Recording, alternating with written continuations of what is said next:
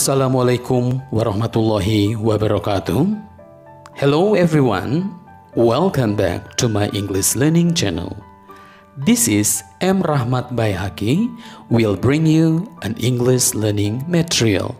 How are you today? I'm very happy to meet you again.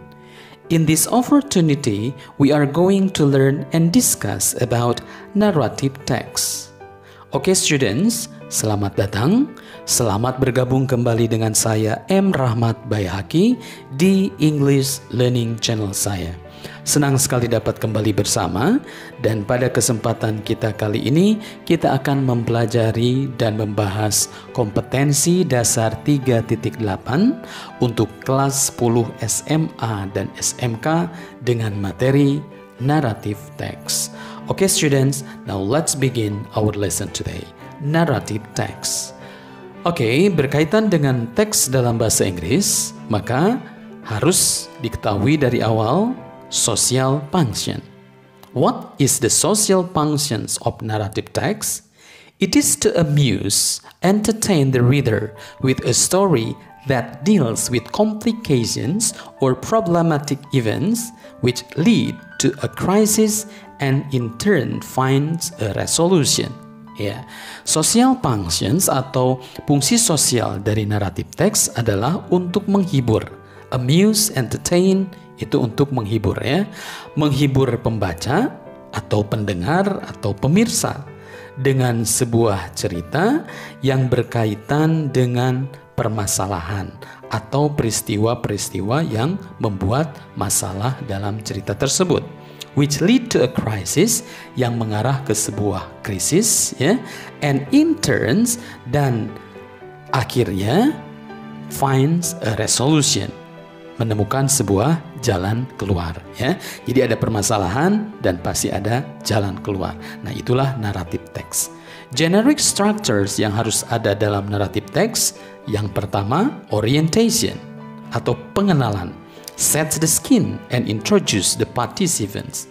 Sets the scene, menceritakan tentang tempat, waktu, dan juga memperkenalkan participants atau para pemain atau para peserta yang terlibat dalam cerita tersebut. Yang kedua ada complication. A crisis arise. Complication, permasalahan ya, sebuah krisis atau sebuah konflik yang muncul dalam cerita tersebut. Dan yang ketiga ada resolution. Resolution itu adalah the crisis is resolved for better or worse, yaitu jalan keluar atau solusi dari permasalahan ya. Krisisnya teratasi for better or worse, baik berakhir dengan happy atau berakhir dengan sedih. Happy ending atau sad ending ya. Nah, itulah naratif teks yang akan kita pelajari hari ini. Now, let's see the examples of narrative text. The Legend of Malin Kundang. Oke, kita lihat contoh naratif teks dengan judulnya Legenda Malin Kundang. Ada yang sudah pernah tahu, bagus. Ada yang belum, mudah-mudahan hari ini bisa kalian ketahui. Dan di sini ada moral lessons yang harus diambil ya. Now listen and read the text. A long time ago, in a small village near the beach in West Sumatra, lived a woman and her son, Malin Kundang. Malin Kundang and his mother had to live hard because his father had passed away when he was a baby. Pada zaman dahulu, di sebuah kampung kecil dekat pantai di Sumatera Barat, hiduplah seorang perempuan dan anak laki-lakinya, Malin Kundang. Nah, ini bisa dikategorikan sebagai orientation ya, atau pengenalan tempat, waktu, dan partisipan siapa yang ada. Malin Kundang dan ibunya harus hidup keras karena ayahnya sudah meninggal ketika Malin Kundang masih bayi. Oke. Malin Kundang was a healthy, diligent, and strong boy. He usually went to sea to catch fish. After getting fish, he would bring it to his mother or sell the caught fish in the town. Malin Kundang adalah anak yang sehat, rajin, dan kuat. Dia biasanya pergi ke laut untuk menangkap ikan. Setelah mendapatkan ikan, dia akan membawa ikan-ikan tersebut ke ibunya atau menjual ikan tangkapannya di kota. Okay, now let's see the next slide. One day, when Malin Kundang was sailing, he saw a merchant ship being raided by a band of pirates. With his bravery, Malin Kundang helped the merchant defeat the pirates. Oke, suatu hari ketika Malin Kundang sedang berlayar, dia melihat sebuah kapal saudagar yang sedang dibajak atau dirampok, ya, being raided by a band of pirates, oleh sekelompok bajak laut. With his bravery, Malin Kundang helped the merchant defeat the pirates. Oke. Nah, kalau kita lihat ini termasuk complication, permasalahan, ya. Permasalahannya apa? Ketika dia berlayar, dia melihat kapal saudagar yang dibajak, ya. Nah, solusinya bagaimana? Malin Kundang menolong dan mengalahkan bajak laut itu. Nah, ini permasalahan pertama yang muncul, ya. Kemudian, to thank him, the merchant allowed Malin Kundang to sail with him. Malin Kundang agreed in the hope to get a better life. He left his mother alone. Ya, untuk berterima kasih, maka saudagar itu mengizinkan Malin Kundang untuk berlayar dengan dia. Malin Kundang setuju dengan harapan mendapatkan sebuah kehidupan yang lebih baik. Dia meninggalkan ibunya sendirian. Nah, ini mulai masuk permasalahan kedua, ya. Malin Kundang pergi meninggalkan ibunya karena ikut ke saudagar yang ditolongnya tadi. Oke, what's happened next? Apa yang terjadi setelah itu? Kita lihat. Many years later, Malin Kundang became wealthy.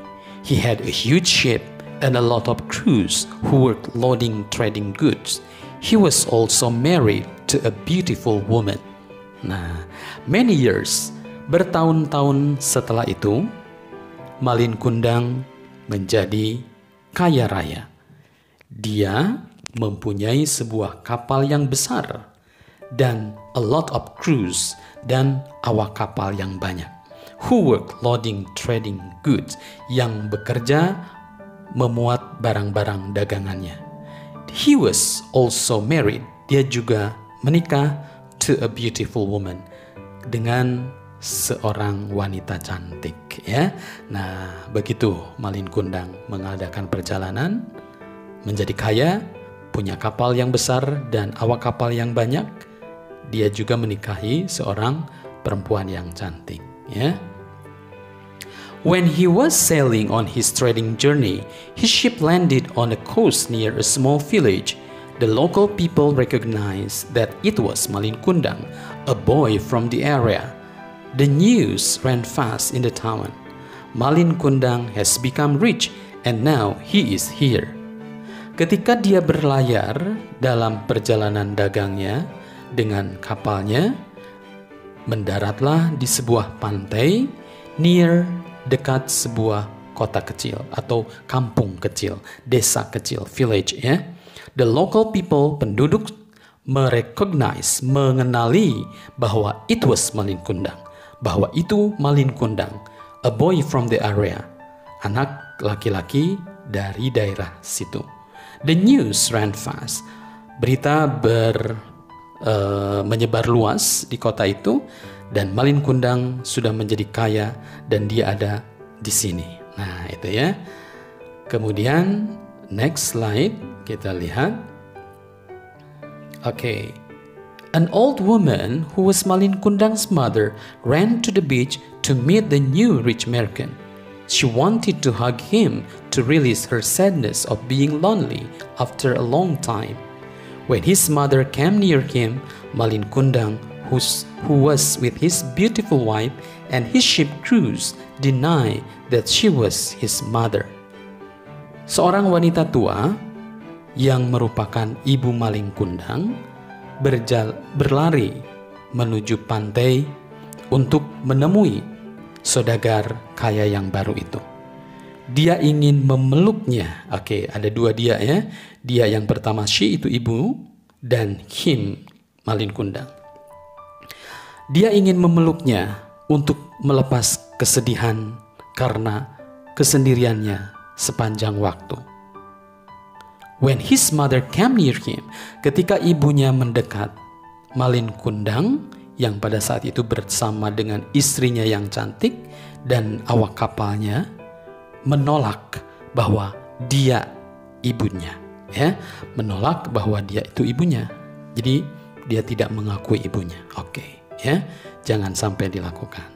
Oke, kemudian next slide. She had pleaded Malin Kundang to look at her and admit that she was her mother, but he kept refusing to do it and yelling at her. At last, Malin Kundang said to her, "Enough, old woman. I have never had a mother like you, a dirty and ugly woman."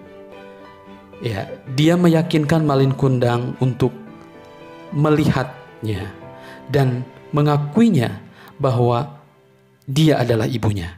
Tapi Malin Kundang tetap menolak untuk melakukan itu dan dia berteriak.